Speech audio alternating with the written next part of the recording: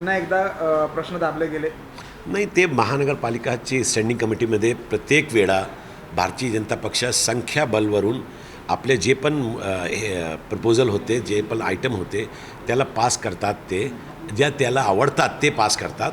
आणि असा एक प्रपोजल आज होता 2500 कोटी म्हणजे 2,500 कोटीचा एक प्रपोजल होता. ते मनोरी सॅनिटेशन प्लांटच्या पाणी कांदिवली यांनी चारकोपसाठी एक टनल बोगदा म्हणून ते काढायचं होतं.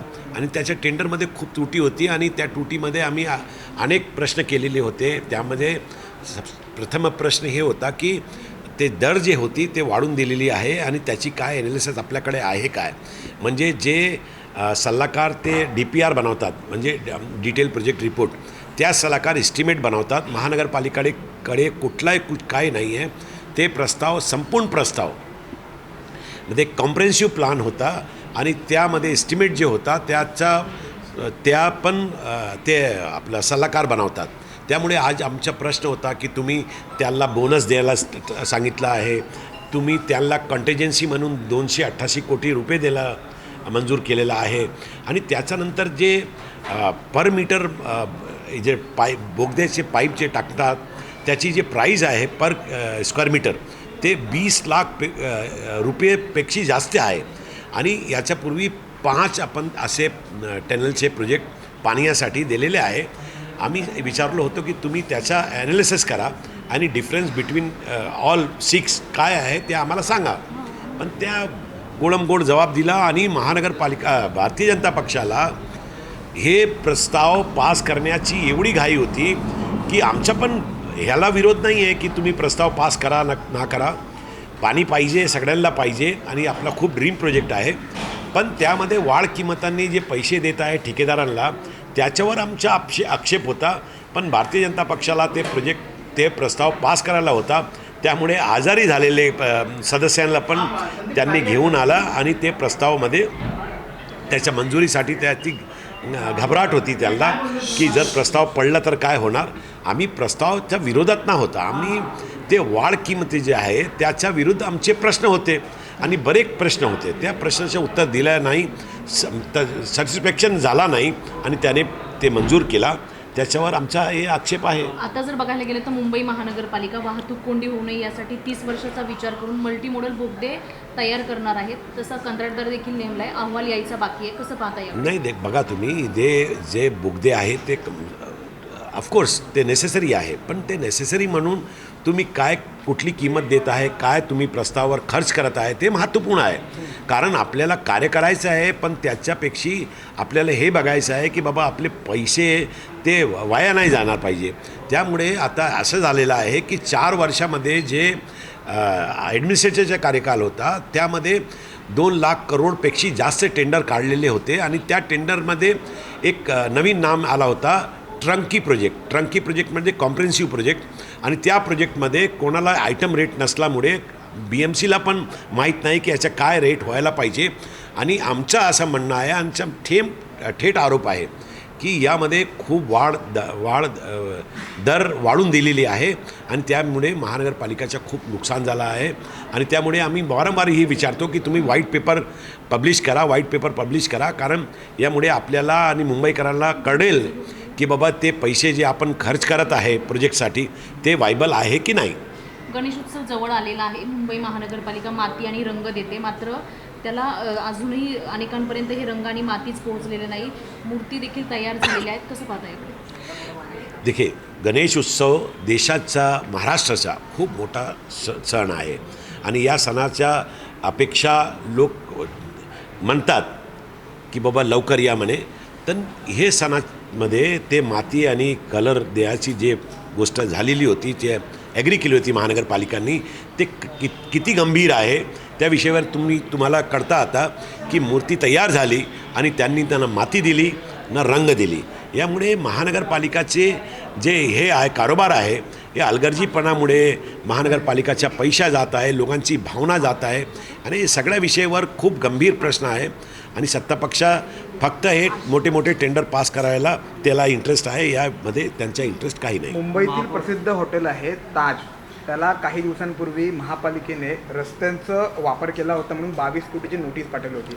आज महापौर बंगल्याबाहेर सुरक्षेचं कारण सांगून रस्त्यांचा वापर बॅरिगेड्ससाठी वापरला गेलेला आहे.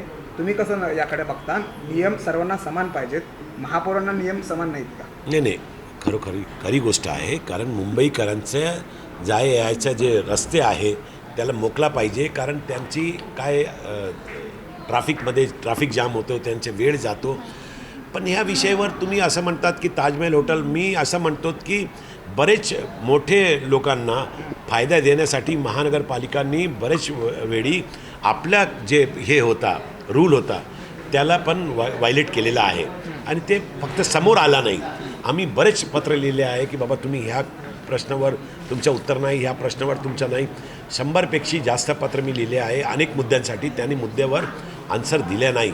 आणि इथे पण असं आहे, महापौरांची सुरक्षा खूप महत्त्वाची आहे. पण त्या महत्त्वाची सुरक्षामध्ये लोकांची वाहतुकाची कुंडी आणि त्याचा यायला जर वेळ लागेल तर हे प्रश्न मोठा आहे. आपल्याला काय मार्ग काढायला पडशील. सुरक्षा वेगळ्या पद्धतीने देखील करता येते, मात्र जो रस्ता नागरिकांसाठी आहे, मुंबईकरांसाठी आहे, त्याचाच वापर महापौर करतात. मी तुम्हाला यासाठी सांगितलं की ताज हॉटेलला जर का रस्त्याचा वापर केला तर 22 कोटीची नोटीस येते. मग महापौरांना नोटीस कोण बजावणार? नाही, असं आहे की महापौरांनी जे आता मी बघितलं नाही त्याचं यालाच काय लागून झालं. असा प्रश्न आहे, महापौरांचा जो बंगला आहे त्या बंगल्याच्या बाहेर रस्ता आहे, त्या रस्त्यावर बॅरिकेड्स लावलेत का तर पार्किंग करू नये म्हणून. तर कसं पाहता या गोष्टी? नाही,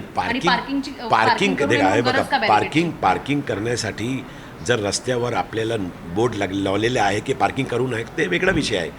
जर त्या रस्ता बंद करून टाकलेला आहे तर या आम्हाला असं सांगायला आहे की बाई तुम्ही रस्ता कशाला बंद करतात? सिक्युरिटी आहे पुढे, तुम्ही गेटवर कुठली सिक्युरिटी लावा, पण रस्ता बंद करू नये असं आमचं पण म्हणणं आहे. कारण मुंबईकरांना जे त्रास होत आहे वाहतुकांची कुंडीचा ते खूप आहे. जवळपास 2 तास 3 तास आम्ही कुर्लाला जायला 2-2 तास लागतात. ते बोरीवली आणि दहिसरला जे जातात 3-3 तास लागतात. म्हणजे 3 तास यायला 3 तास जायला खूप त्रास आहे. म्हणजे तुम्ही असं करू नका की बॅरिकेड्स बांधून ते सरसकट तुम्ही रस्ता बंद करतात. रस्ता बंद करण्यापेक्षा तुम्ही त्याला जे सुरक्षा द्यायची असेल तर त्याच्या मेन गेटवर त्याच्या घरात जाऊन ते सुरक्षा देऊ शकत आपण. दुसरीकडे बघायला गेलं तर मुंबई शहराचे जे समुद्र किनारे आहेत ते तिथे कचरा पडलेला पाहायला मिळतो. प्लॅस्टिक असेल किंवा थर्माकॉल असेल. मुंबई महानगरपालिकेचे कर्मचारी 2 शिफ्टमध्ये काम करत आहेत, तरी देखील तो कचरा का पडलेला पाहायला मिळतो आणि महापौरांचं देखील याकडे दुर्लक्ष होतं. नाही, महानगरपालिका मी काय सांगितलं, भारतीय जनता पक्षाला आता फक्त हे इंटरेस्ट आहे की बाबा ठेकेदारांचं मोठं कॉन्ट्रॅक्ट, मोठं टेंडर कसं पास करायचं आहे, कसं काय करायचं आहे यामध्ये त्यांची वेळ जातो. आणि त्यांची करणी आणि कथनीमध्ये जे डिफरन्स आहे ते एक शब्दाने तुम्हाला सांगतो मी की हे कोस्टलमध्ये एक मोठा गार्डन आहे 70 हेक्टरचा. ते गार्डन या इलेक्शनच्या पूर्वी भारतीय जनता पक्षांनी एक डॉक्युमेंटरी विजनरी डॉक्युमेंट म्हणजे एक पुस्तक काढलेली होती. त्या पुस्तकमध्ये त्यांनी सांगितलं होतं की ओपन स्पेसला आता कोणाला देऊ नाही आणि जे पण पैसे खर्च होणार ते महानगरपालिकाचे खर्च होणार आणि मुंबईकरांसाठी ते मोफत होणार. पण हे 70 हेक्टरची जागा कोस्टल रोडच्या जवळ रिलायन्सनं देऊन टाकलेली आहे आणि रिलायन्सनं पूर्वी सांगितलं होतं की आम्ही या मैदानावर CSR फंड टाकून मुंबईकरांना मुफ्त सेवा देणार. आता रिलायन्स आता सांगतात की ते टोटल एरियाचा 15% जागावर आम्ही चार्ज करणार आणि भारतीय जनता पक्ष गप्प आहे. आमचा विरोध आहे की जे पैसे महानगरपालिकाचे पैसे आहे ओपन जगा ते मुंबईकरांचा हक्क आहे, अधिकार आहे आणि त्याला ते रिलायन्स जर पैसा घेतणार तर काँग्रेस पक्ष विरोध करणार. CEN न्यूज, देश प्रदेश की ताज़ा तरीन खबरों के लिए CEN न्यूज को सब्सक्राइब करें और रहें पल पल की खबर से हर पल बाखबर.